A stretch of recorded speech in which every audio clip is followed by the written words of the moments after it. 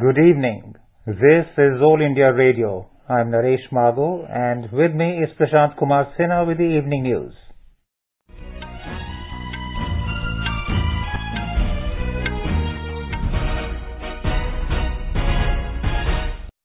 The headlines. Government says it is committed to safe evacuation of Indian nationals stranded in Afghanistan. Indian Air Force special repatriation flight brings back 168 people from Kabul. At least 7 people killed near International Airport in Kabul in attempt to flee from Afghanistan. More than 58 crore 14 lakh vaccine doses administered across the country so far. Information and Broadcasting Minister Anurag Singh Thakur to launch Iconic Week as part of Azadi Ka Amrit Mahotsav from 23rd to 29th August.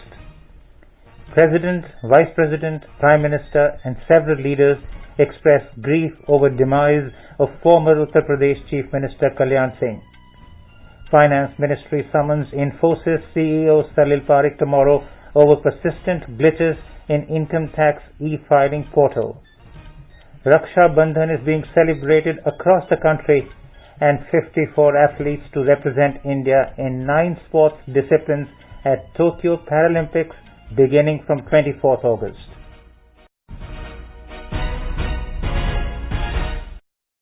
As the nationwide free COVID-19 vaccination campaign at government facilities for those above 18 years is going on, we advise our young listeners to get vaccinated and also help others get vaccinated.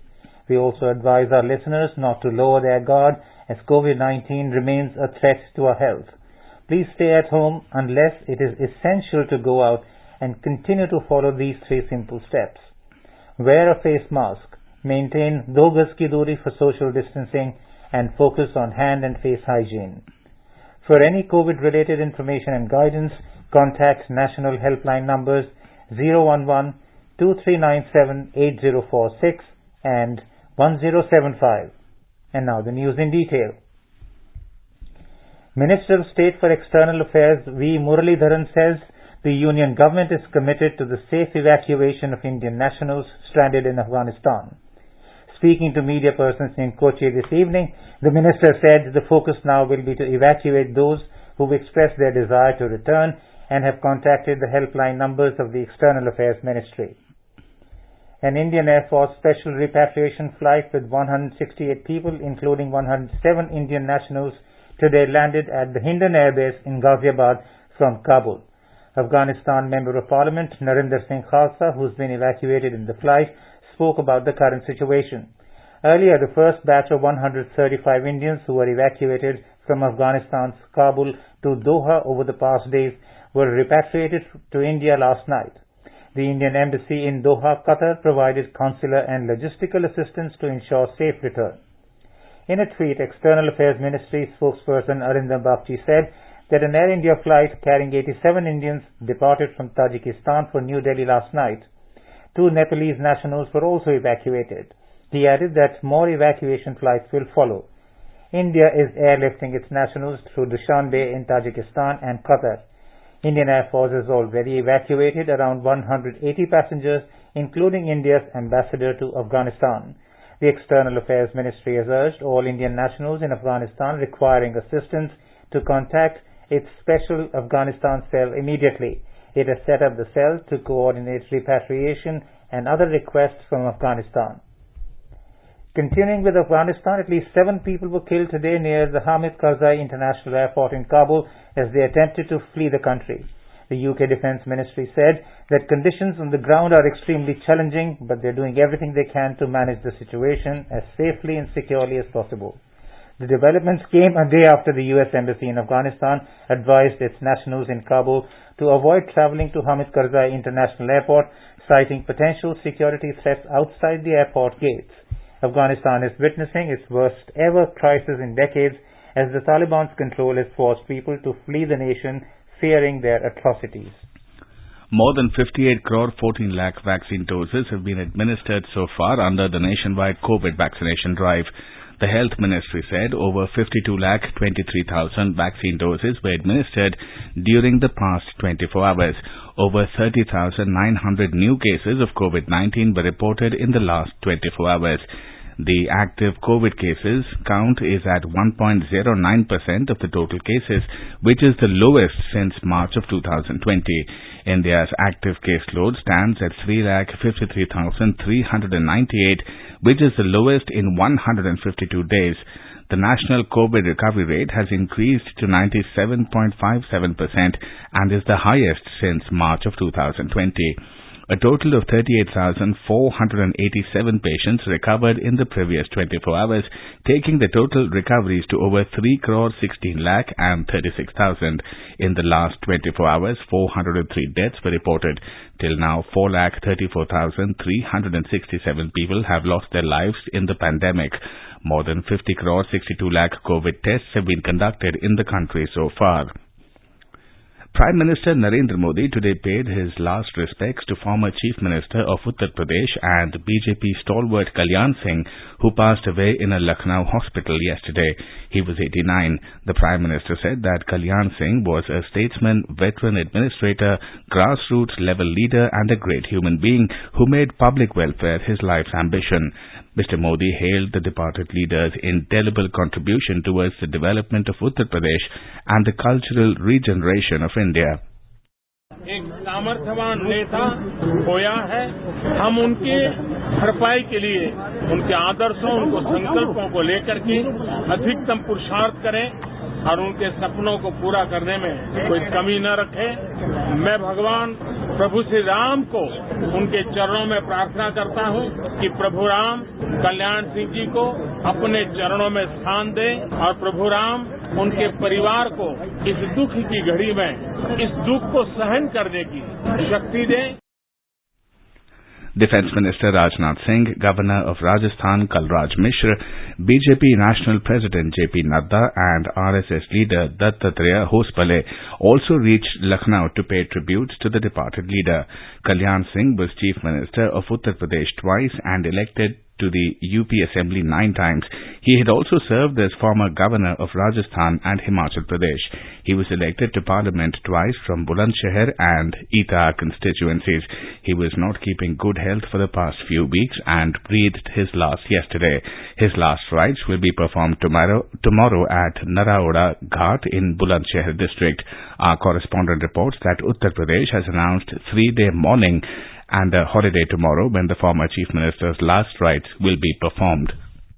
The man synonymous to the Ram Temple movement in Uttar Pradesh is no more. Kalyan Singh played an important role during the temple movement and refused to open fire on car sevaks in Ayodhya on 6 December 1992. A grassroots worker of RSS and later a popular OBC face of Bharatiya Janata Party, Kalyan Singh was in jail during emergency also, but people remember him as a chief minister who wrote his resignation on his letterpad after demolition of Babri Masjid and proudly said that he has no regret. Born in Aligarh district of western Uttar Pradesh, Kalyan Singh became instrumental in the formation of first BJP government in the Hindi heartland in 1991 and Saffron Party rewarded him with Chief Minister post. He again became Chief Minister of Uttar Pradesh in 1997, but differences appeared between him and senior party leaders including Atal Bihari Vajpayee. This was the beginning of the end of Kalyan Singh's charisma. Later he parted ways with the party and formed his own Rashtriya Kranti Party. He came back to party's fold in 2004 again, but left the BJP in 2009 and entered in alliance with his arch-rival Mulayam Singh Yadav of the Samajwadi Party. He again joined BJP and became Governor of Rajasthan, a post he held for 5 years till September 2019. In September 2020, a CBI court acquitted him and 32 others in the long-standing case of Babri Mosque demolition, which was a big movement for Kalyan Singh. Sushil Chandra Tiwari, AIR News, Lucknow.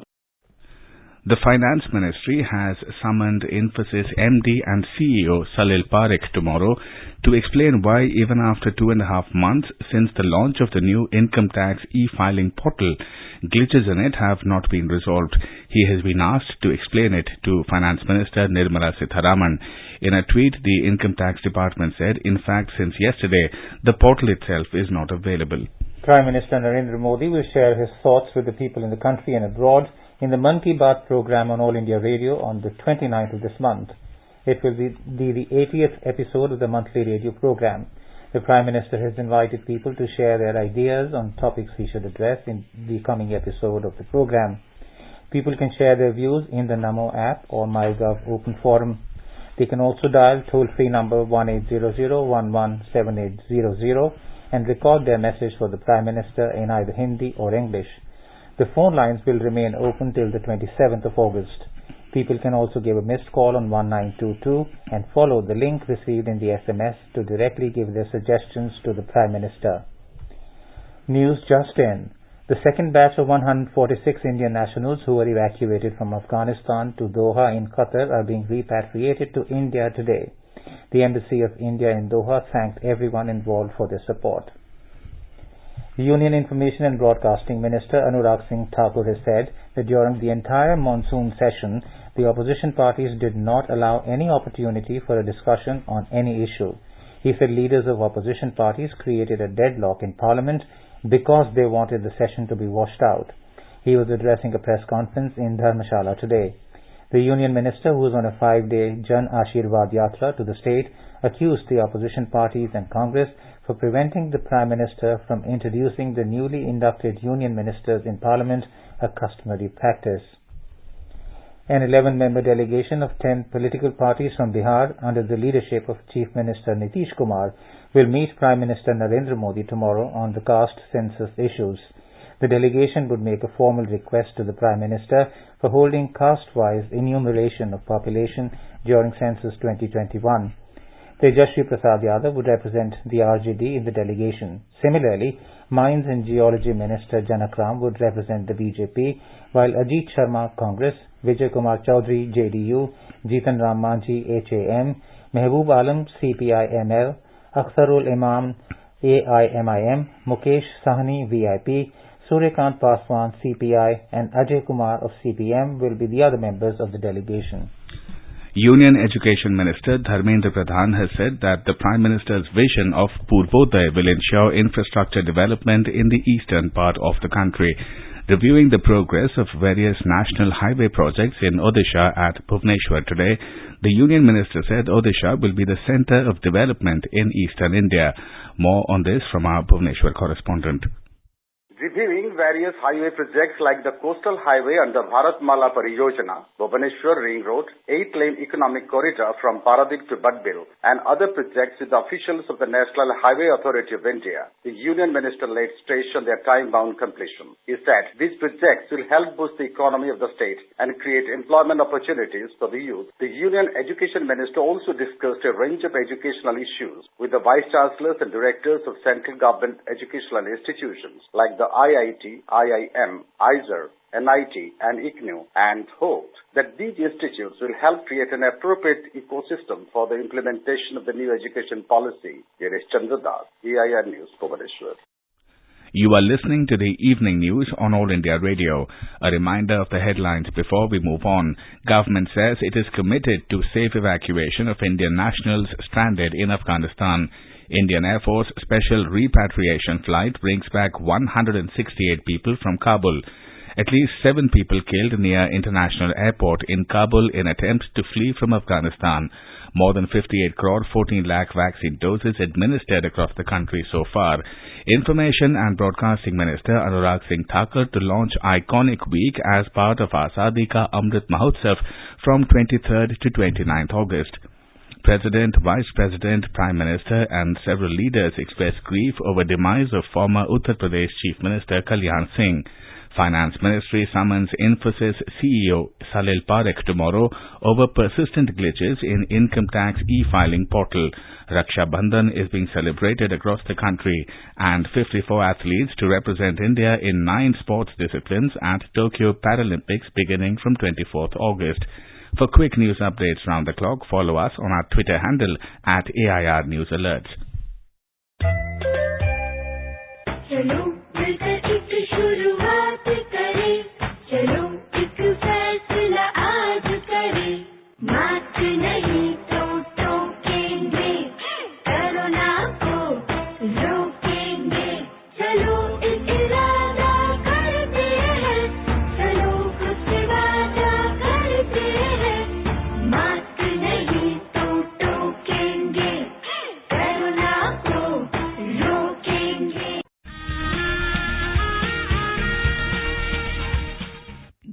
के स्वतंत्रता संग्राम में अनगिनत स्वतंत्रता सेनानियों ने अपने प्राणों की आहुति दी।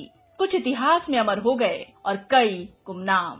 आजादी के अमृत महोत्सव के अंतर्गत 75 कड़ियों की श्रृंखला में हम उन वीरांगनाओं की बात करेंगे जिनका योगदान कभी भुलाया नहीं जा सकता। प्रत्येक मंगलवार परिक्रमा में सुनिए अपराजिता, देश की वीरांगनाओं को आकाशवाणी का सादर नमन।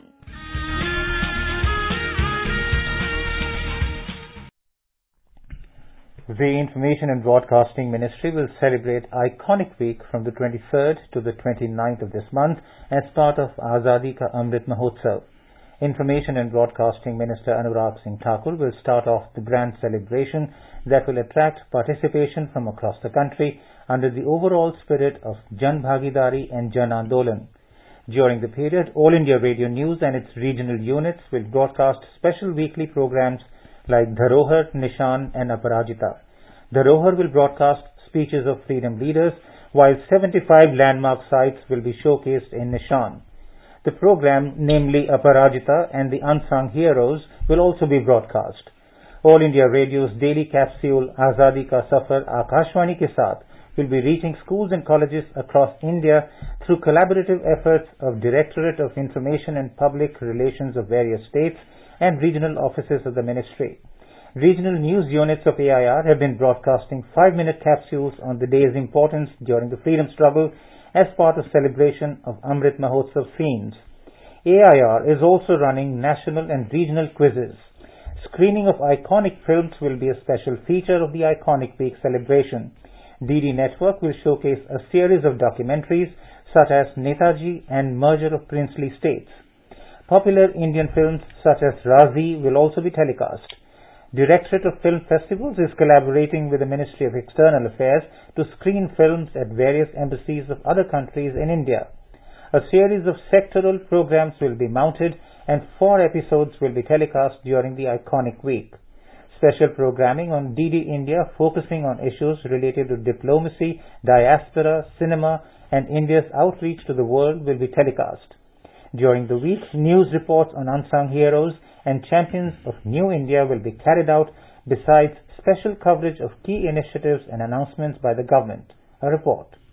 The Press Information Bureau PIB will launch microsite on Azadi Ka Amrit Mahotsav, while Bureau of Outreach Communication BOC will release e-book on framing of the Constitution. The BOC will also organize 75 standalone cultural programs relating to Azadi Ka Amrit Mahotsav. The performances will focus on inspiring stories of unsung heroes of freedom struggle, achievements of India in various sectors, awareness about COVID-19 vaccination, and India's achievements in Tokyo Olympics 2020. Song and drama artists will perform Nukkad Natak, kids, magic shows, puppetry and folk recitals which will disseminate the message of Azadi Ka Amrit Mahotsav through events. The publication division will organize online quiz on freedom struggle and unsung heroes, podcast series on books published by it on freedom struggle, and the revolutionaries will be run. The National Film Archive of India will organize live virtual film poster exhibition on its website. Films Division will also organize online film festivals and webinar on topic India at 75,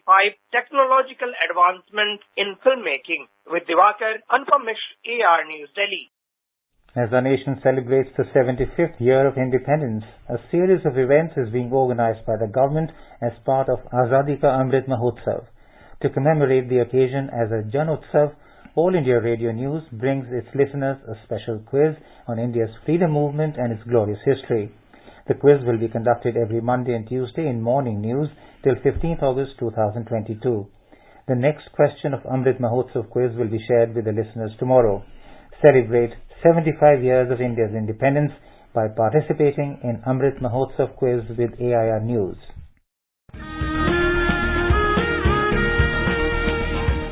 Azadi Ka Safar every day with All India Radio from Monday the 16th of August. As part of Azadi Ka Amrit Mahotsav, News Services Division of All India Radio brings to you the story of glorious struggle and sacrifices of freedom fighters on 100.1 FM Gold channel in the English news bulletins at 8:30 a.m., 2 p.m. and 8:30 p.m. Stay tuned.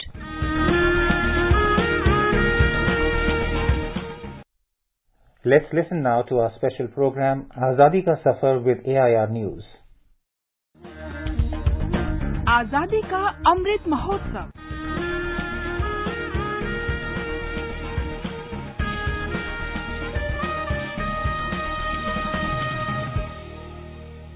Azadi Ka Safar with AIR News. India's glorious fight for freedom is one of the greatest struggles the modern world has ever witnessed.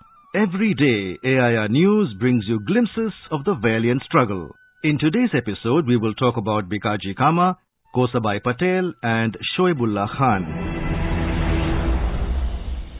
On this day in 1907, Madam Bikaji Cama raised India's first national flag at Second International Socialist Conference at Stuttgart in Germany. Bikaji Cama was born on September 24th, 1861 in an influential Parsi family. An outstanding lady of great courage, integrity and passion for freedom, Bikaji spent most of her time in social work. Madam Cama's intense love for nation made her sacrifice her family life and work tirelessly for the cause of the nation. In October 1896, when the Bombay Presidency was hit by famine and shortly thereafter by bubonic plague, Bikaji provided care for the afflicted.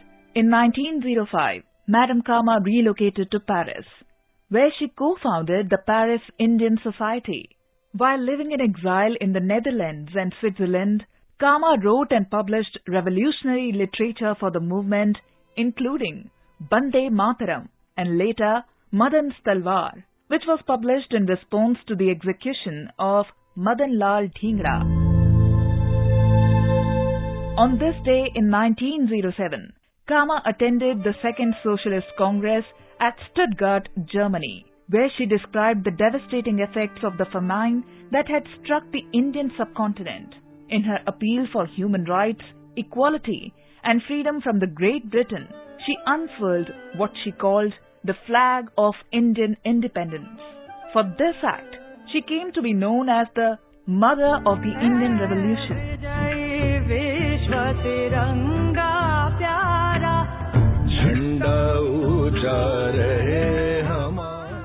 Cama's flag was a modification of the Calcutta flag. It was co-designed by Cama and Vinayak Damodar Savarkar and would later serve as one of the templates from which the current national flag of India was created. Madam Bikaji Cama was a pioneer amongst those who worked for the freedom of the country from abroad. It was her motto to serve humanity and to raise her voice against any exploitation of fellow beings. Another interesting fact about today is that on this day exactly 100 years ago, in 1921, Gandhiji made a bonfire of foreign clothes during the non-cooperation movement. Gandhiji called for a campaign of non-cooperation with British rule on 31st August 1920. People were asked to adhere to renunciation of all voluntary association with the British government. Thus, people boycotted schools, colleges, courts and withheld the payment of taxes. It was during this non-cooperation movement that people burnt foreign clothes in public. Acts like these clearly sent a message to the British government that their days in India were limited. On this day, Gosai Bhai Patel, a freedom fighter from Gujarat, snatched away a rifle from British policeman and hit him with the butt of the gun in protest against the killing of 3 nationalists in Matwad. While growing up, though attracted in Gandhian non-violence principle, Gosai Bhai involved in a few violent attacks against British rule. He and his friends successfully attacked a police station and released the captives. He, along with some of his like-minded friends, tried to blow away a railway bridge too, but lack of technological know-how diffused the impact of the explosion. Patel went on to become a successful politician. He was elected for the Gujarat Assembly thrice. He was also at the helm of Dandi's development. Gosabai became a strong follower of Gandhiism. He has written many books on Gandhiism and was active in social work till the age of 90, despite his failing health. Interestingly enough, on this day in 1639, Madras, now Chennai, was founded by the British East India Company on a sliver of land bought from local Nayak rulers. Later on, Robert Clive built the British Empire from the Madras Presidency. This day, 71 years ago, a patriot and freedom fighter, Shoaibullah Khan, was shot dead on 22nd August 1948 by the Razakars, led by Qasim Rizvi. Shoaibullah Khan was the editor of Imroz, the Urdu daily published from Hyderabad. He was in favor of the merger of Hyderabad with the Union of India and opposed Qasim Rizvi's idea of an independent Hyderabad state. On the fateful day, Shoaibullah Khan was shot from behind. Department of Journalism of Osmania University has instituted a gold medal in honor of Mr. Khan for the top student of BCJ. That is all for today. See you tomorrow with another episode.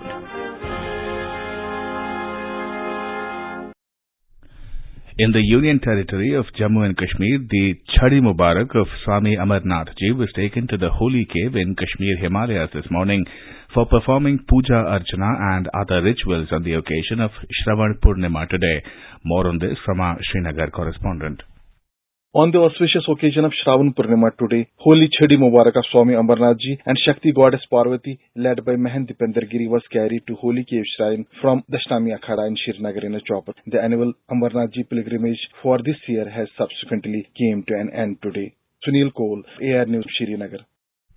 Raksha Bandhan, the festival of special bond between brothers and sisters, is being celebrated today across the country. President Ramnath Kovind and Prime Minister Narendra Modi have greeted citizens on the occasion of Raksha Bandhan. On this occasion, sisters tie colourful rakhis around the wrists of their brothers and pray for their prosperity, health and well-being. In return, brothers pledge to protect and support their sisters and present them gifts. Celebrating Raksha Bandhan, a group of local women in Kashmir visited CRPF camp of 144 Battalion at Boulevard in Srinagar today and tied rakhis to the officers and soldiers.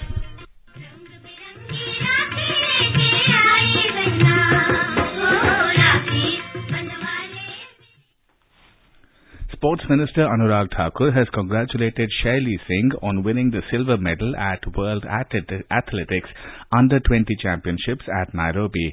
In a tweet, Mr. Thakur said a personal best.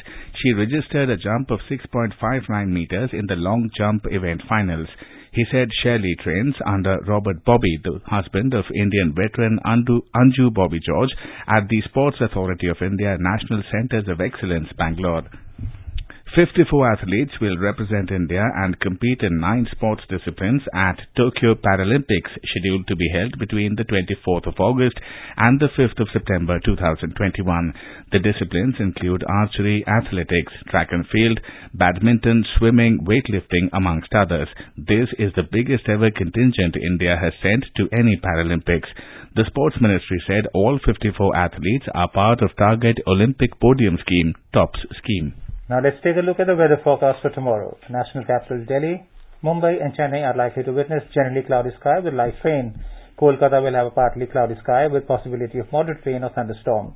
Jammu, Srinagar, Leh and Gilgit will have a partly cloudy sky. Muzaffarabad will have mainly clear sky, becoming generally cloudy towards afternoon or evening.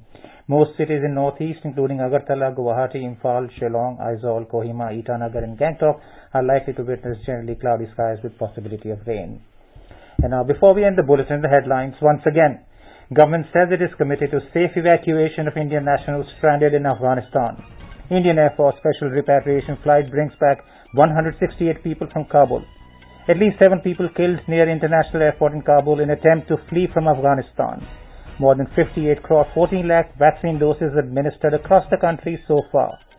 Information and Broadcasting Minister Anurag Singh Thakur to launch Iconic Week as part of Azadi Ka Amrit Mahotsav from 23rd to 29th August. President, Vice President, Prime Minister and several leaders expressed grief over demise of former Uttar Pradesh Chief Minister Kalyan Singh. Finance Ministry summons Infosys CEO Salil Parekh tomorrow over persistent glitches in income tax e-filing portal. Raksha Bandhan being celebrated across the country and 54 athletes to represent India in 9 sports disciplines at Tokyo Paralympics beginning from 24th August. And with that, we end the evening news. Good night.